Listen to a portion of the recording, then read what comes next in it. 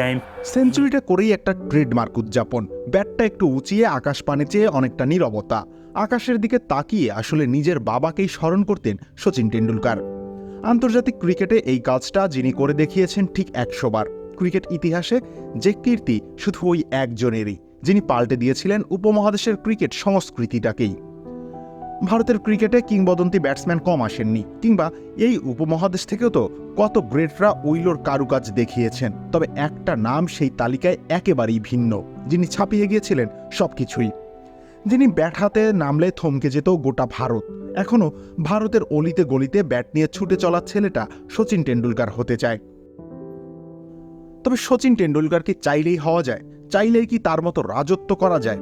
আন্তর্জাতিক ক্রিকেটে প্রায় 2 যুগের ক্যারিয়ার, এতটা সময় ধরে ক্রিকেটের সর্বোচ্চ পর্যায়ে এভাবে খেলে যেতে কি আর কেউ পারবে? হয়তো আপনি বলতে পারেন, সচিনের মতো ক্রিকেট প্রতিভা নিয়েই বা কজন জন্মায়।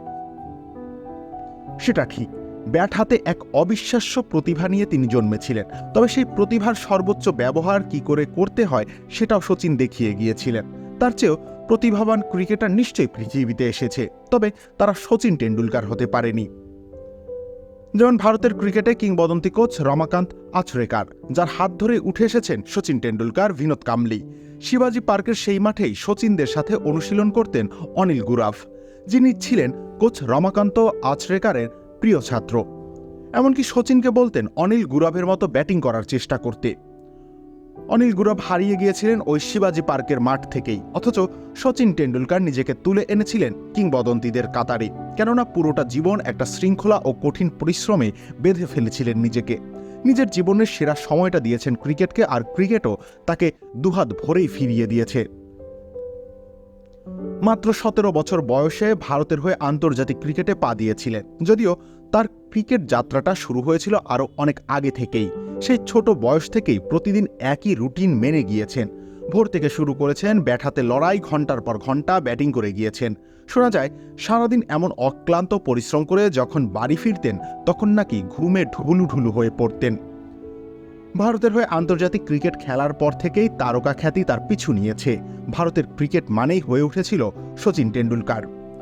এত কিছুর পরেও তাকে তার ক্রিকেট প্রেম থেকে আলাদা করতে পারেনি। আন্তর্জাতিক ক্রিকেটে যে 24টা বছর খেলেছেন তখনও সেই একই শৃঙ্খল জীবন, ব্যাট হাতেও সেই একই রকম পরিশ্রম।